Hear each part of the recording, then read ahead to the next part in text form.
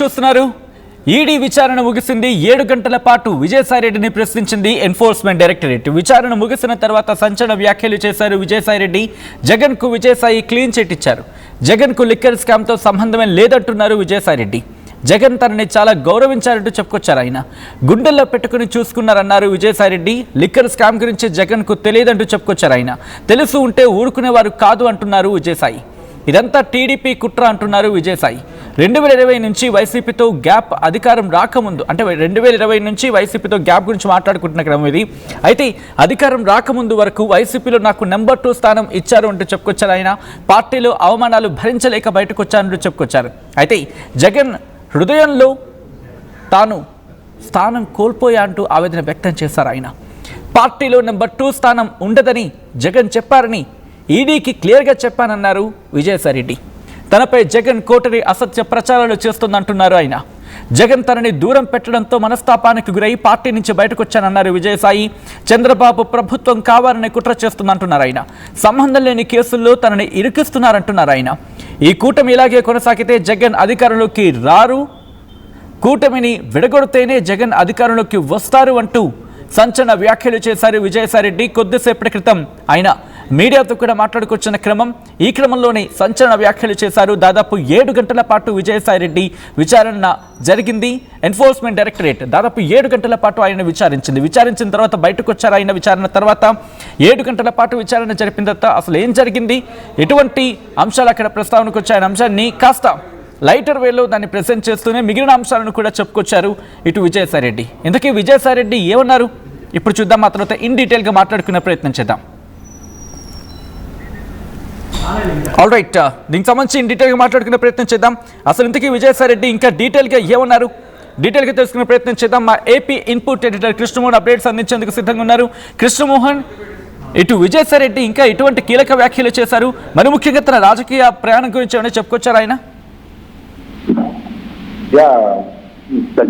ఈరోజు ఈడీ ముందు దాదాపుగా 7 గంటల విచారణ తర్వాత మీడియాతో హైదరాబాద్తో మాట్లాడుతున్న విజయసాయిరెడ్డి చాలా కీలకమైన అంశాన్ని మాట్లాడే ప్రయత్నం అయితే చేశారు అది ప్రధానంగా జగన్ కు ఆయన క్లీన్ చిట్ ఇచ్చినట్టుగా చెప్పారు జగన్ కు లిక్కర్ స్కామ్ లో సంబంధమే లేదు ఇది అంతా కూడా కొంత కోటరీ చేసిన పని ఎస్ ఆ రోజు కోటరీ కూడా నాతో పాటు కోటరీ ఉన్నింది ఆ కోటర్లో నేను కూడా ఉన్నప్పటికీ కూడా అయినప్పటికీ ఈ కోటరీ జగన్ కు తెలియకుండానే పంది కుక్కల్లాగా తిన్నారు ఆ విషయాన్ని నేను ఈడీ ముందు చెప్పాను అని చాలా క్లియర్గా చెప్పారు జగన్ నన్ను చాలా గౌరవించారు గుండెల్లో పెట్టుకుని చూసుకున్నారు ఎక్కడి గురించి జగన్కి ఏం తెలియదు తెలుసుంటే ఊరుకునే వారు కాదు అని కూడా విజయసాయిరెడ్డి చాలా క్లియర్గా చెప్పిన పరిస్థితి ఇప్పుడు కూటమి ప్రభుత్వం టీడీపీ కూటమి ప్రభుత్వం చేస్తున్న కుట్రలు నా మీద ఏవైతే చేస్తుందో ఇది చాలా ఘోరమైన కుట్రలు అసలుకి నాకు వైజాగ్ లో కావచ్చు లేకపోతే ఇతర ప్రాంతాల్లో ఉన్న ఆస్తుల్లో ఏదైతే ఎందుకంటే ఇవన్నీ కూడా సిఐడి ఒక నోటిని ఈడీకి పంపించింది ఇవన్నీ కూడా ఎంక్వైరీ చేయాలని చెప్పి పంపించినప్పుడు వాళ్ళు అడిగిన ప్రశ్నలకు నేను క్లియర్ గానే సమాధానం చెప్పాను నాది ఒకే ఒక విల్లా అంటే ఒక అపార్ట్మెంట్ తప్పితే నాకు అక్కడ ఏమీ లేవు మొత్తం కూడా నా అల్లుళ్ళకి నా చట్టపడివి చెబితే నా సొంత ఆస్తులు ఒక్కటి కూడా లేవు నా ఆస్తులు కానీ ఉంటే నా ఆస్తులు వైజాగ్ లో ఉన్నట్టుగానే మీరు కానీ నిరూపిస్తే నేను శాశ్వతంగా రాజకీయాలకి దూరం అవుతానని కూడా ఈడీకి చెప్పాను వాళ్ళని మీరు అసలుకి ఒకవేళ నేను ఈ ఆస్తులు కొనుంటే ఆ డబ్బులు ఎక్కడి నుంచి నాకు వచ్చాయో కూడా మీరు ఎంక్వైరీ చేయాలని కూడా ఈడీతో కోరాను అనేది విజయసాయిరెడ్డి చాలా క్లియర్ గా చెప్తూనే వచ్చారు పార్టీలో నెంబర్ 2గా ఉన్న మీరు ఎందుకు పార్టీని వదిలేశారు అని చెప్పి అడిగారు కానీ నేను క్లియర్ గా చెప్పాను మా పార్టీలో నెంబర్ 2 నెంబర్ 3 అంటూ ఏమీ లేదు ఇది జగన్ గారు చాలా క్లియర్ గా చెప్పాను అయితే కోటరీ మాత్రం నా మీద కొంత ఇటువంటి అసత్యాలు ప్రచారం చేస్తుంది అని చెప్పాను 2020 నుంచే జగన్ కు నన్ను దూరం చేసే ప్రయత్నం ఈ కోటరీ చాలా సైలెంట్ గా చేస్తూ వచ్చింది వీళ్ళందరూ కూడా పందుకోకల్లాగా తినేశారు జగన్ ని అడ్డం పెట్టి అనేది ఆయన క్లియర్ గా చెప్పారు ఈ వ్యవహారంలో జగన్ కి ఎటువంటి సంబంధం లేదనే నేను ఈడీకి క్లియర్ గా చెప్పాను అందుకే జగన్ నన్ను దూరం పెట్టడంతో మనస్తాపానికి గురయ్యే పార్టీ నుంచి బయటకు వచ్చారని చెప్పారు. అదే సమయంలో విజయసాయి రెడ్డి చాలా కీలకమైన వ్యాఖ్యలు కూడా చేశారు. కానీ జగన్మోహన్ రెడ్డి నా మీద కొన్ని అపవాదులు చేశారు. స్వయంగా ఆయనే మాట్లాడుతూ నేను అమ్ముడిపోయాను, నేను అంటే కూటమికి అమ్ముడిపోయాను అని చెప్పి చేసిన వ్యాఖ్యల్ని జగన్మోహన్ రెడ్డి వెనక్కి తీసుకోవాల్సిందే. ఆ ఆహారంలో నాకు ఎటువంటి ఇబ్బంది లేదు. ఖచ్చితంగా జగన్మోహన్ రెడ్డి ఆ వ్యాఖ్యలు నా పట్ల చేయడం నాకు చాలా బాధించింది. అది వెనక్కి తీసుకోవాలి. దేవుడు సాక్షిగా, వెంకటేశ్వర స్వామి సాక్షిగా నేను ఎటువంటి పనులు కానీ చేస్తుంటే నేను ఆ ఆహారంలో మునిగి ఉంటాను. అయితే ఇప్పుడు చంద్రబాబు ప్రభుత్వం కావాలని నా మీద కొన్ని కుట్రలు చేస్తోంది, సంబంధం లేని కేసుల్లో నన్ను ఎదుర్కొంటోంది. కాకినాడ కోర్టు విషయంలో కావచ్చు, ఇంకొన్ని కేసులు కూడా నన్ను ఎక్కించే ప్రయత్నం చేసింది. ఎక్కడా కూడా నాకు ఎటువంటి సంబంధాలు, నేను చాలా క్లారిటీగా ఉన్నా. అయితే ఈ సంవత్సరం రోజుల పాటు నేను అంటే రేపు జనవరి 25కి సంవత్సరం రోజులు అవుతుంది. నేను 25వ తారీఖున ఖచ్చితంగా తిరిగి నా రాజకీయ ప్రవేశం ఉండబోతుంది. ఆ రాజకీయ ప్రవేశం ఏ విధంగా ఉంటుందో, ఎలా ఉండబోతుందో అనేది నేను సహచర మిత్రులకి అంటే జర్నలిస్ట్ మిత్రులందరికీ కూడా నేను చెప్తాను అని చెప్పి చాలా క్లియర్ గా చెప్పిన పరిస్థితి. అయితే ఇప్పటికీ కోటరీ మాటలు కానీ వింటే మాత్రం ఇంటరప్షన్ ఇక్కడ కృష్ణమోహన్ అంటే తను మళ్ళీ రాజకీయ అరంగేట్రం అంటే తిరిగి మళ్ళీ రాజకీయాలకు వస్తానని చెప్పిన కాంటెక్స్ట్ ఎట్లా చూడాలి? అంటే మళ్ళీ వైసీపీలో చేరే అవకాశం ఉందని చెప్పి ఆయన ఏమైనా చెప్పకనే చెప్పే ప్రయత్నం చేశారా, లేకపోతే ఇక్కడ కూటమిని టార్గెట్ చేయడం ఉద్దేశం ఏంటి? వేరే పార్టీలు ఏమైనా ఆల్టర్నేటివ్గా చూసే ప్రయత్నం అంటే కాంగ్రెస్ కనిపిస్తుంది, లేకపోతే అఫ్కోర్స్ కూటమిలో ఉన్న భారతీయ జనతా పార్టీలోకి ఆయన వెళ్తారని చెప్పి గతంలో కూడా చర్చ జరిగింది. ఇటువంటి చర్చకు సంబంధించి ఎటువంటి ఇక్కడ సాయిరెడ్డి చాలా క్లారిటీగా చాలా తెలివిగా మాట్లాడుతారు. ఆయన జగన్మోహన్ రెడ్డిని మెచ్చుకుంటూనే జగన్మోహన్ రెడ్డి ప్రభుత్వం ఇదే పందాలో కానీ నడిస్తే అధికారంలోకి రాదు అని వార్నింగ్ ఇస్తున్నారు. మరోవైపు కూటమికి కూడా మీరు ఇలాగే కానీ మీరు ఇట్లాంటి వ్యవహారాలు ఇప్పుడు జరుగుతున్న క్రెడిట్ చోరీ ఇట్లాంటివన్నీ కానీ చేస్తే మాత్రం మీరు అధికారంలో రానని చెప్తున్నారు. అంటే తన రాజకీయ ప్రవేశం మాత్రం ఉంటుంది.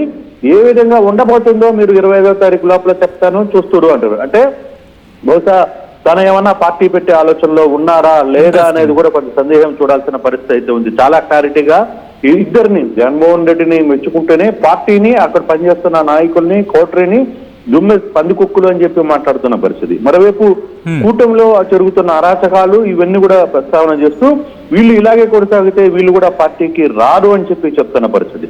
అయితే మరి కూటమిలో అన్నా వెళ్ళాలి, లేదో అక్కడన్నా వెళ్ళాలి. మరి ఎక్కడికి వెళ్లే పరిస్థితి? కూటమిలో జనసేన, బీజేపీ, మరోవైపు టీడీపీ ఉంది.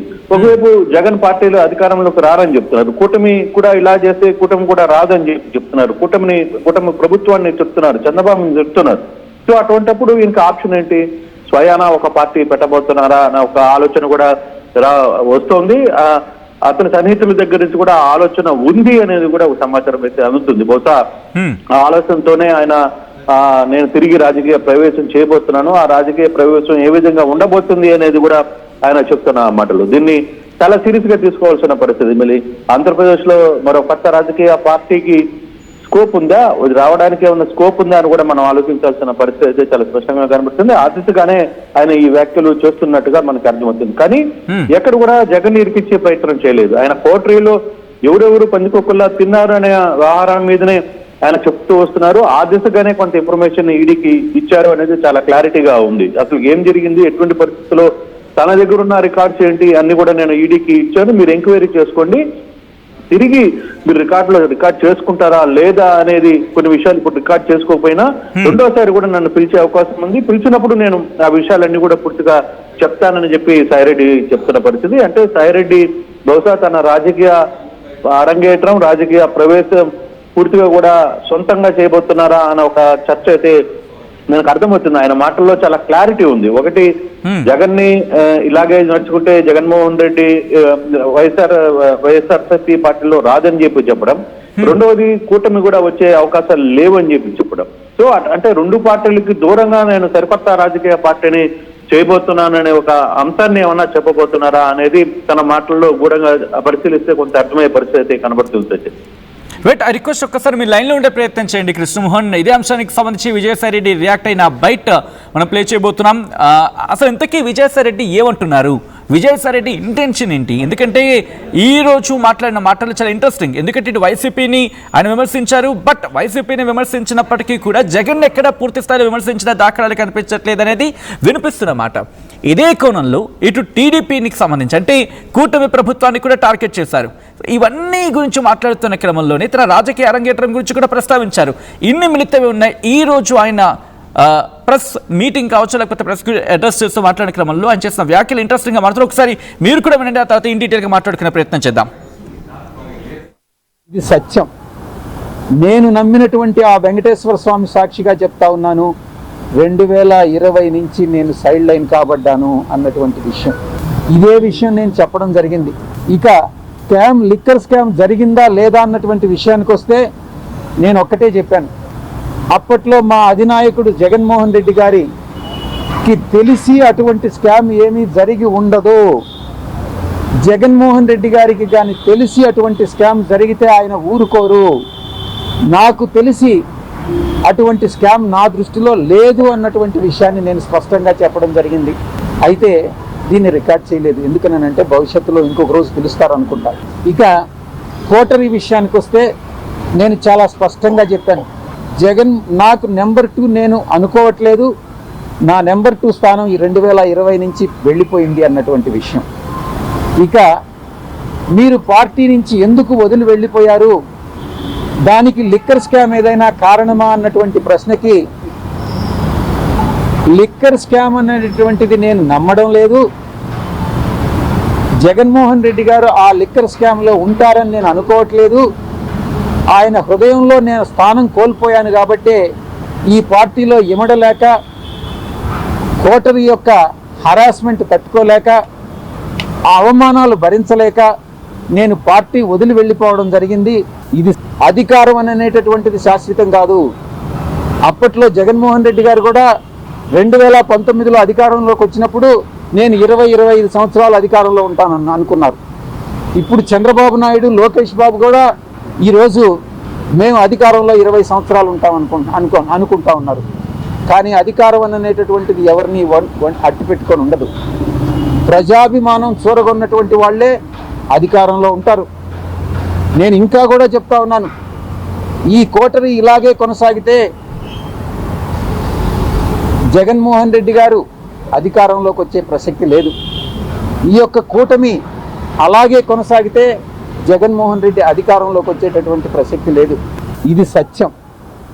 నేను నమ్మినటువంటి ఆ వెంకటేశ్వర స్వామి సాక్షిగా చెప్తా ఉన్నాను, 2020 నుంచి నేను సైడ్ లైన్ కాబడ్డాను అన్నటువంటి విషయం. ఇదే విషయం నేను చెప్పడం జరిగింది.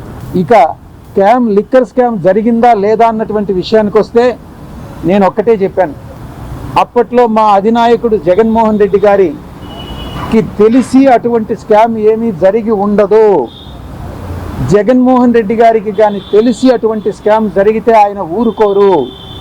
నాకు తెలిసి అటువంటి స్కామ్ నా దృష్టిలో లేదు అన్నటువంటి విషయాన్ని నేను స్పష్టంగా చెప్పడం జరిగింది. అయితే దీన్ని రికార్డ్ చేయలేదు. ఎందుకనంటే భవిష్యత్తులో ఇంకొక రోజు పిలుస్తారనుకుంటా. ఇక కోటరీ విషయానికి వస్తే నేను చాలా స్పష్టంగా చెప్పాను, జగన్ నాకు నెంబర్ 2 నేను అనుకోవట్లేదు, నా నెంబర్ 2 స్థానం ఈ 2020 నుంచి వెళ్ళిపోయింది అన్నటువంటి విషయం. ఇక మీరు పార్టీ నుంచి ఎందుకు వదిలి వెళ్ళిపోయారు, దానికి లిక్కర్ స్కామ్ ఏదైనా కారణమా అన్నటువంటి ప్రశ్నకి, లిక్కర్ స్కామ్ అనేటటువంటిది నేను నమ్మడం లేదు. జగన్మోహన్ రెడ్డి గారు ఆ లిక్కర్ స్కామ్లో ఉంటారని నేను అనుకోవట్లేదు. ఆయన హృదయంలో నేను స్థానం కోల్పోయాను కాబట్టి ఈ పార్టీలో ఇమడలేక, కోటరీ యొక్క హరాస్మెంట్ తట్టుకోలేక, ఆ అవమానాలు భరించలేక నేను పార్టీ వదిలి వెళ్ళిపోవడం జరిగింది. విశాఖపట్నంలో ఉన్నటువంటి అవ్యాన్ రియాల్టర్స్లో ఉన్నటువంటి ఆస్తులన్నీ కూడా సాయిరెడ్డివే అని అన్నట్టు నేను ఒకటే చెప్పాను, ఇదే సాయిరెడ్డి అసెట్స్ కానైతే మీరు ఆ అసెట్ కొన్నటువంటి సోర్స్ ఆఫ్ ఫండ్స్ని మీరు ఇన్వెస్టిగేట్ చేయండి. అది నావని కానీ ప్రూవ్ అయితే నేను పర్మనెంట్గా రాజకీయాల నుంచి విరమించుకుంటాను. నేను ఇప్పుడు రాజకీయాల నుంచి విరమించుకోదలుచుకోవాలా, మళ్ళీ కూడా చెప్తా ఉన్నాను. నేను మళ్ళీ జూన్ ఈ నెల 25వ తారీఖు 1 సంవత్సరం ముగుస్తుంది. ఆ ముగిసిన తర్వాత మళ్ళీ నా రాజకీయ రంగ ప్రవేశం ఏ రకంగా ఉంటుందని నా మీడియా మిత్రులతో నేను పంచుకుంటాను. నేను విశాఖపట్నం రైట్, అది ఆఖరిలో ఆయన వేసిన డైలాగ్ ప్రస్తుతం సంచలనంగా మారుతోంది.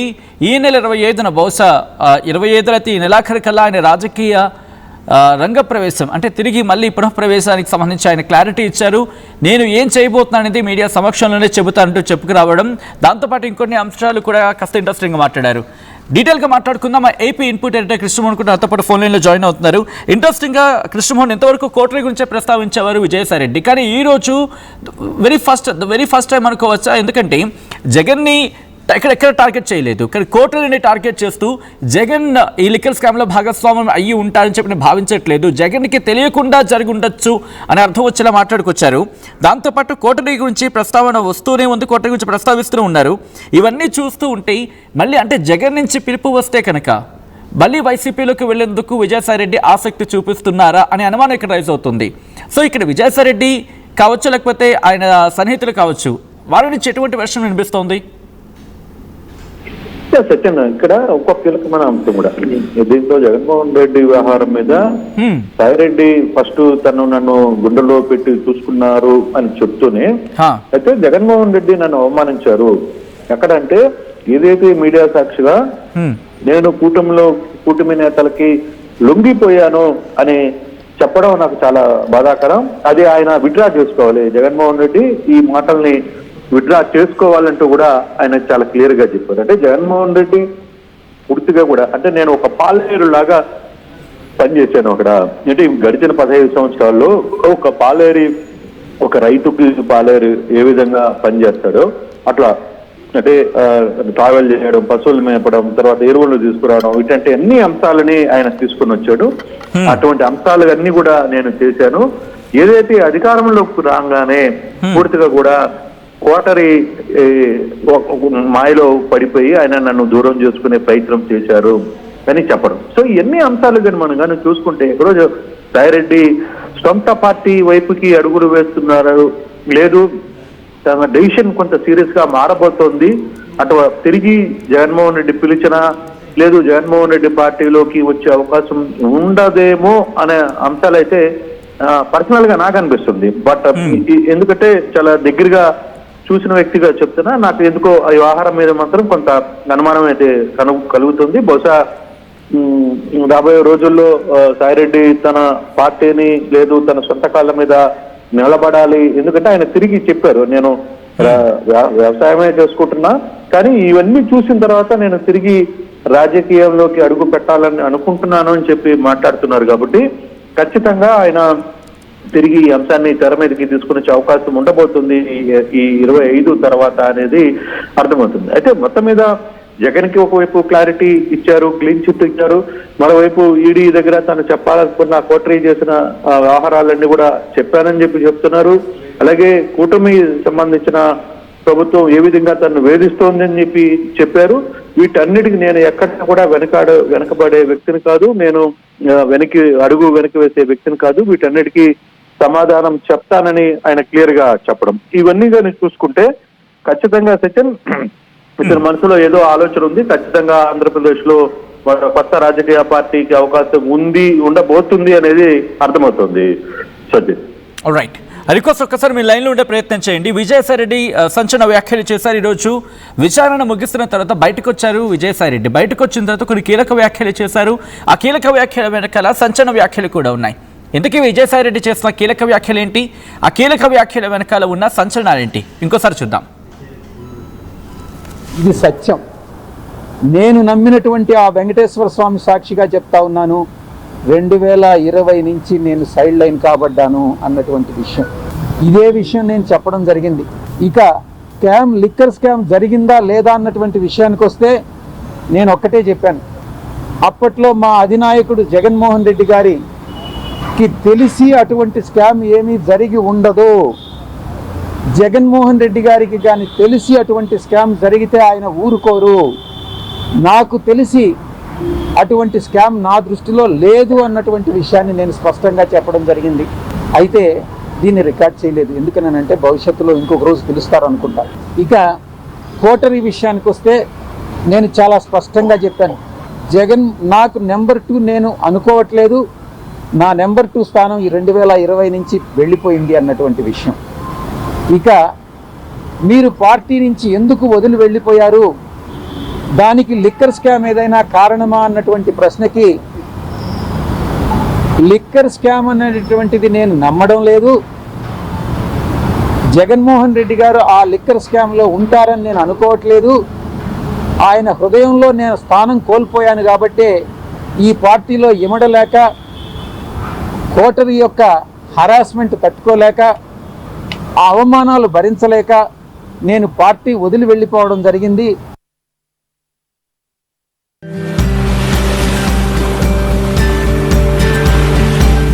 The simple joys.